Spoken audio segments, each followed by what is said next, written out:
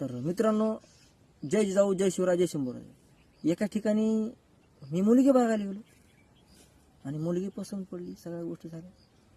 त्या मुलीच्या आणि मुलीच्या बापाच्या अपेक्षा मग ते लागले मला विचारायला, सांगायला, तू काय करतोस? मी म्हणलो मी शेती करतोय.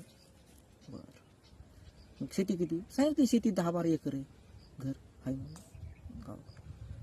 मग त्या मुलीचा बाप काय म्हणतो, नाही नाही नाही, पुण्यातला मुलगा पाहिजे. म्हणून जातो पुण्यात. मग मी बी काय त्याला पुण्यात पाहिजे, पुण्यात जातो.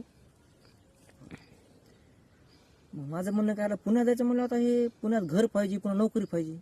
म्हणलं हाय तेवढी फुकितो, म्हणजे तिला इकितो, आणि पुण्यात एक छोटंसं घर आणि फिरायला गाडी घेतो. ते झालं तर मुलगी, पण ती तेवढा भागा ना त्या मुलीच्या अपेक्षा. मग तिला पुन्हा फिरायला रविवारी शनिवारी गाडी पाहिजे. म्हणजे